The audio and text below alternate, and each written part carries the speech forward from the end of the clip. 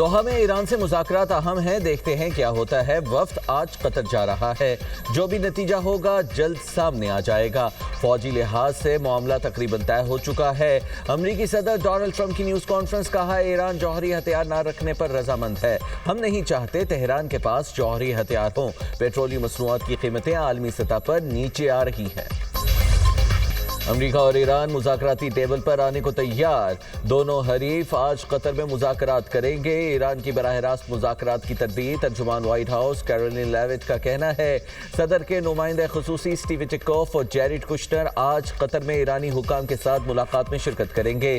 اعلیٰ سطح مذاکرات کے موقع پر تکنیکی سطح کی بات چیت بھی ہوگی۔ صدر ٹرمپ سفارتی حل کے خواہاں ہیں۔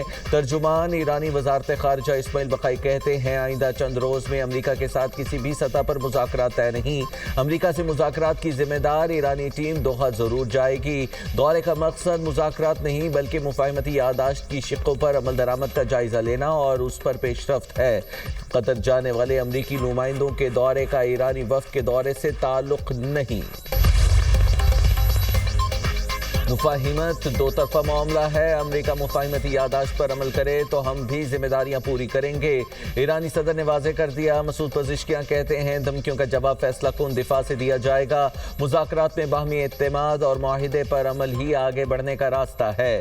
اسلام آباد میمورنڈم ایرانی عوام کی فتح ہے۔ ایران کو کمزور کرنے کا منصوبہ متحد ہو کر ناکام بنایا۔ ایٹمی ہتھیار بنانے کی خواہش نہیں، اپنے اس موقف پر قائم ہے۔ قطر میں منجمد $6 ارب کے اثاثے جلد جاری کر دیے جائیں گے۔ ابنۂ ہرمز سے بارودی سرنگیں صرف ایرانی ہی ہٹائے گا۔ فرانس معاملے کو پیچیدہ نہ بنائے۔ ایرانی نائب وزیر خارجہ کاظم غریب آبادی کہتے ہیں اسلام آباد MOU کے تحت بارودی سرنگیں ہٹانے کا کام ایران کرے گا۔ اس سے پہلے فرانسیسی صدر نے کہا تھا کہ فرانس اور عمان مشرق وسطی میں کشیدگی کم کرنے کے لیے مل کر کام کر رہے ہیں اور اپنے شراکت داروں کے ساتھ ابنۂ ہرمز سے بارودی سرنگیں ہٹانے میں تعاون کریں گے۔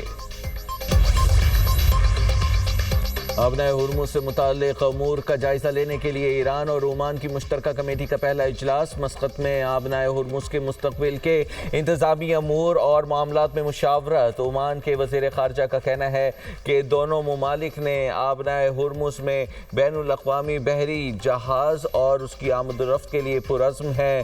عمان ابنۂ ہرمز گزرنے والے جہازوں پر فیس عائد کرنے کی حمایت نہیں کرتا۔ حملوں کا سلسلہ بند ہونا چاہیے۔ ابنۂ ہرمز سے بارودی سرنگیں ختم کرنا بنیادی طور پر ایران کی ذمہ داری ہے۔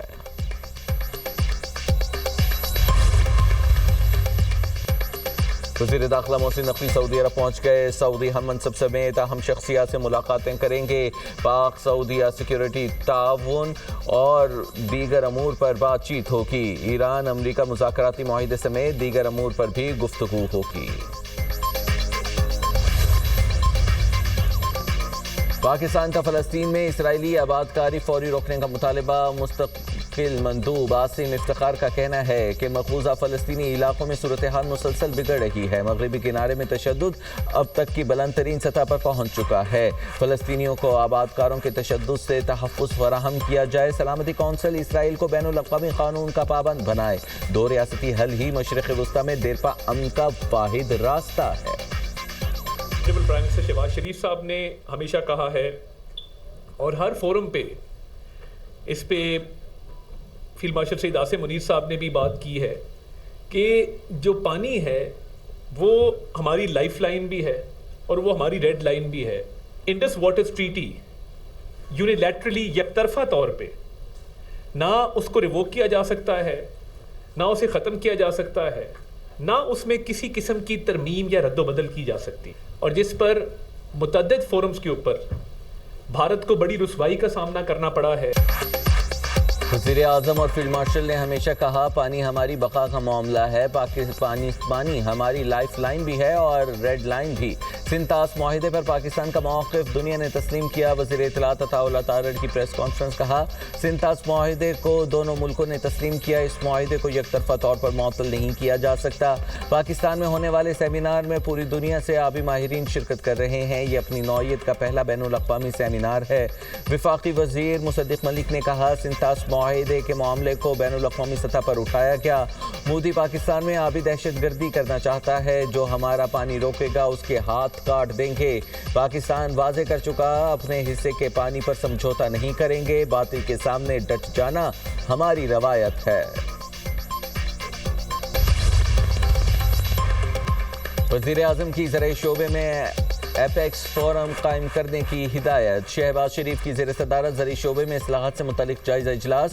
صوبوں کی مشاورت سے جامع قومی زرعی پالیسی مرتب کرنے کی ہدایت. وزیر اعظم کا کہنا ہے پاکستان ایگریکلچر ریسرچ کونسل کو زرعی تحقیق کا مرکز بنایا جائے. زرعی شعبہ پاکستان کو پائیدار معاشی ترقی کی راہ پر گامزن کرنے کی بھرپور صلاحیت رکھتا ہے. بہتر بیج، جدید زرعی ٹیکنالوجی، پانی اور کھاد کی بروقت اور مناسب فراہمی سے فی ایکڑ پیداوار بڑھے گی. زرعی اجناس کی ویلیو ایڈیشن، بہتر ویئر ہاؤسنگ اور جدید ذخیرہ سازی کے نظام پر توجہ دی جائے. زرعی قرضوں کے زرخیز ای پروگرام سے متعلق آگاہی مہم شروع کرنے کی بھی ہدایات جاری کی گئیں. باکمال لوگ لاجواب سروس. پی آئی اے ایک بار پھر عوام کو بہترین سفری سہولیات دینے کے لیے پرعزم. نجکاری کا عمل مکمل. وفاقی حکومت نے پی آئی اے کا انتظامی اختیار خریدار کنسورشیم کو منتقل کر دیا. نجکاری کا معاہدہ 180 ارب روپے تقریباً 750 ملین امریکی ڈالر میں طے پایا. پی آئی اے کی نجکاری کو ملکی تاریخ کی نمایاں نجکاری معاہدوں میں شمار کیا جا رہا ہے. نئی انتظامیہ نے بورڈ آف ڈائریکٹرز تشکیل دے دیا. وزیر اعظم شہباز شریف کا کہنا ہے معاشی اصلاحات کے سفر میں ایک اور اہم سنگ میل عبور ہو گیا. پاکستان پر سرمایہ کاروں کے اعتماد کو مزید مستحکم کر رہے ہیں. فیلڈ مارشل سید عاصم منیر نائب وزیر اعظم اسحاق ڈار کی خدمات کو سراہتا ہوں. مل کر ملکی معیشت کو مضبوط بنانے کے لیے اقدامات جاری رکھیں گے. نئے مواقع پیدا کر کے پاکستان کا خوشحال مستقبل یقینی بنائیں گے.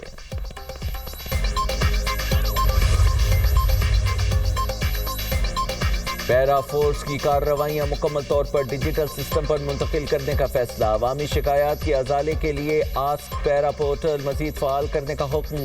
وزیر اعلیٰ پنجاب مریم نواز کی زیر صدارت پنجاب انفورسمنٹ ریگولیٹری اتھارٹی کی کارکردگی سے متعلق اجلاس.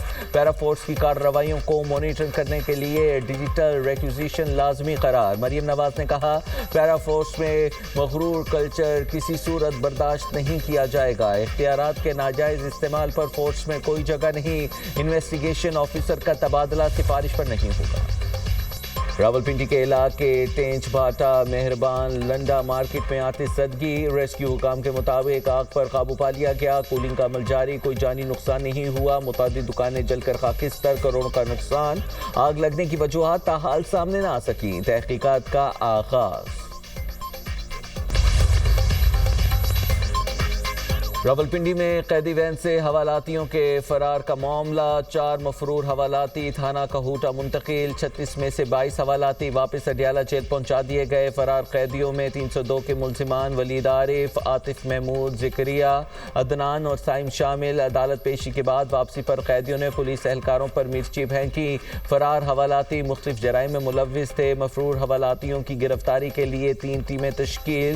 تلاش جاری. قیدی وین کے انچارج سب انسپیکٹر امتیاز کو حفاظتی تحویل میں لے لیا گیا. سیکیورٹی ڈیوٹی پر تعینات راولپنڈی پولیس کے 5 افسر اور اہلکار بھی زیر حراست. آئی جی پنجاب عبدالکریم کا نوٹس. سنگین غفلت اور لاپرواہی کا مظاہرہ کرنے پر additional S P headquarter Rawalpindi Mudassar Iqbal کو سینٹرل آفس رپورٹ کرنے کا حکم. D S P headquarter Rawalpindi Imtiaz Ahmed کو معطل کر دیا گیا.